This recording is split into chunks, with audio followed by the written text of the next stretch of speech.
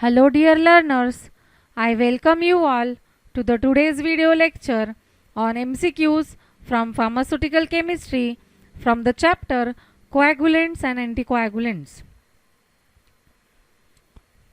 First question from coagulants and anticoagulants is drugs which are used in treatment of hemorrhage are. The drugs which are used in treatment of hemorrhage is nothing but bleeding. So bleeding stop करने में which drugs are used, whether it is menadione, heparin, warfarin or none of them? The correct answer is it is menadione. Since it's a coagulant, coagulants are nothing but they promote the coagulation of blood, so they are known as coagulant and they are responsible for treatment or they are used in treatment of hemorrhage. The correct answer is menadione. Other coagulants are for this thrombin and other vitamin K derivatives such as phylloquinone, menaquinone. Next question is drugs which promote coagulation are called as, whether they are called as coagulant, anticoagulant, hemorrhagic or none of them. Coagulants means they are promoting the coagulation of blood. Promoting coagulation, that means clotting. Anticoagulant is not possible. Hemorrhagic is also not possible. None of them is not the correct answer.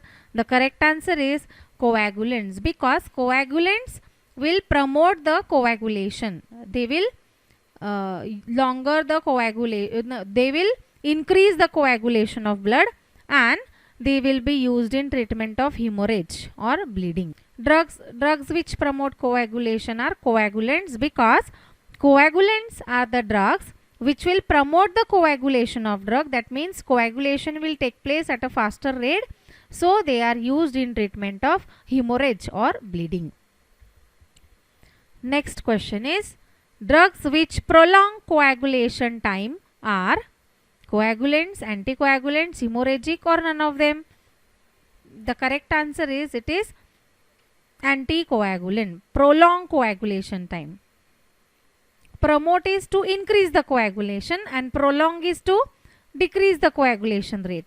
So anticoagulants are responsible for prolonging the coagulation time.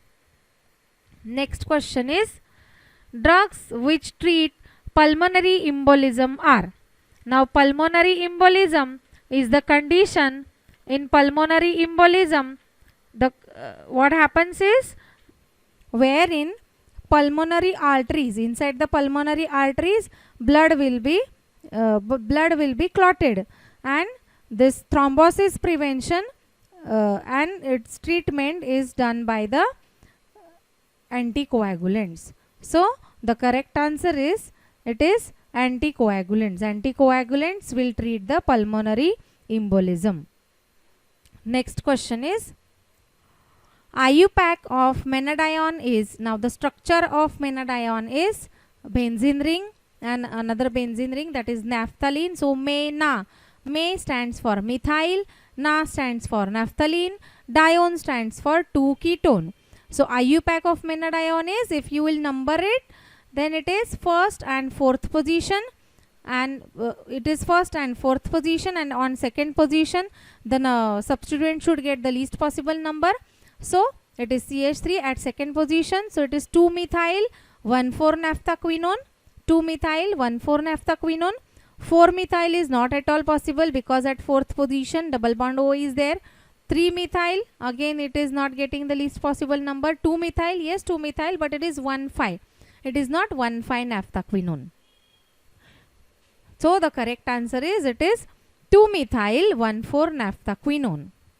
Next question is synthetic fat soluble vitamin K is, whether it is thrombin, whether it is heparin, whether it is warfarin or it is menadione. The correct answer is it is menadione.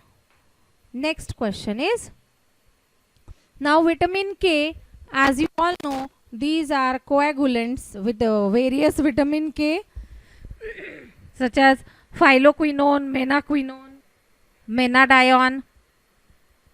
This phylloquinone, menaquinone and menadione all are vitamin K, but warfarin is not at all there. It is an anticoagulant. But which one amongst these is K1? The correct answer is it is phylloquinone. Phylloquinone is vitamin K1. Next question is, what is the other name of vitamin K2? Whether it is phylloquinone, menaquinone, menadione, warfarin is not possible. The correct answer is it is menaquinone. Then another form of vitamin K is, the other name of vitamin K3 is, whether it is phylloquinone, menaquinone, menadione or warfarin. Now phylloquinone is K1, menaquinone is K2, menadione is K3. So the correct answer is it is vitamin K3. Next question is, phytonadione is the another name of. Now phytonadione is the another name of, whether it is vitamin C, vitamin D, vitamin K or vitamin A. The correct answer is vitamin K. Vitamin K is also known by the synonym phytonadione. Next question is, menadione is used in which of these conditions? Menadione, since all of you know that it's an coagulant drug. So the uses of menadione: first, treatment of hypothrombemia. Then second is, menadione is used in case of toxicity of anticoagulants. Yes, it is possible. Then hypothrombemia means low levels of thrombin. Now thrombin is responsible for clotting of blood and menadione is a coagulant. So it will treat definitely this condition, that is hypothrombemia, and to maintain the normal prothrombin level, which is responsible for clotting of blood. So to maintain the normal prothrombin level. Now the correct answer is it is all of them. Next question is, Stiptocid brand contains, whether it contains phylloquinone, menaquinone, menadione or warfarin. The correct answer is menadione exists under the brand called Stiptocid. Next question is, prothrombin and thromboplastin. Prothrombin and thromboplastin in presence of plastin will give what? Now as you all know, prothrombin and thromboplastin. Now thromboplastin is formed, prothrombin and thromboplastin in presence of plastin will form thrombin. The correct answer is it is thrombin. Heparin, warfarin, menadione all are anticoagulants and coagulant drugs. Next question is, thrombin should be stored at, whether it is to be stored at cold temperature, room temperature, cool temperature or hot temperature. The correct answer is it should be stored at cold temperature. The temperature should not exceed 8 degrees Celsius. The next question is, which of these is a parenteral anticoagulant? So anticoagulants are basically classified into two types, oral anticoagulants and parenteral anticoagulants. Now parenteral anticoagulants among these is, whether it is a warfarin, whether it is heparin, whether it is dicumarole or phenydione. The correct answer is it is heparin. Next question is, which of these is not a oral anticoagulant? Now oral anticoagulants and parenteral anticoagulant. Now we have seen that heparin is an parenteral anticoagulant. That means it is not an oral anticoagulant. The other options are warfarin, dicumarole, phenydione all are oral anticoagulants. So the correct answer is it is heparin because it is not an oral anticoagulant.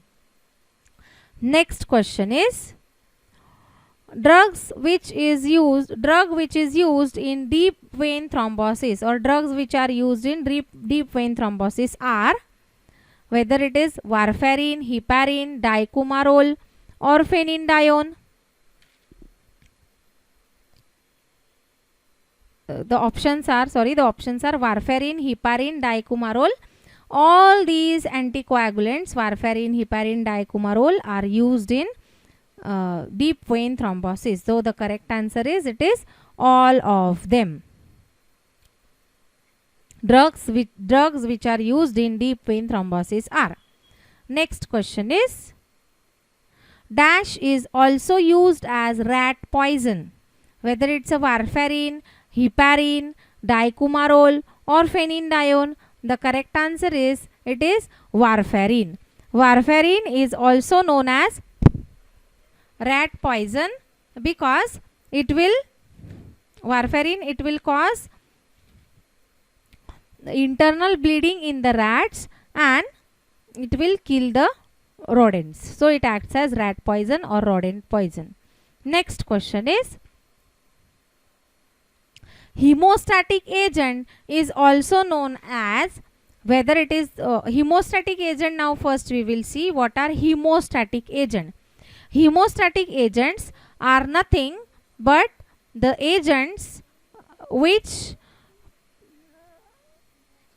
promotes hemostasis. Now hemostasis is the process wherein bleeding is prevented. To prevent the bleeding, these hemostatic agents are used. That means same as that of coagulants. So consider these as coagulants. Then they are anti-hemorrhagic. Now hemorrhagic means hemorrhagia is bleeding. Anti to bleeding is again to stop the bleeding.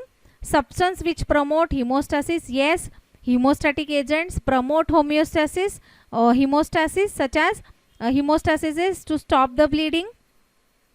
Prevent and stop the bleeding, yes, they prevent and stop the bleeding. So the correct answer is it is all of them.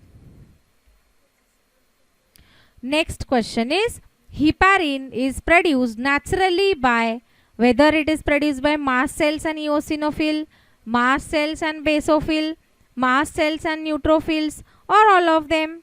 The heparin is produced by mast cells and basophil. With this, we finish with few of the MCQs on chapter called as coagulants and anticoagulants. Thank you.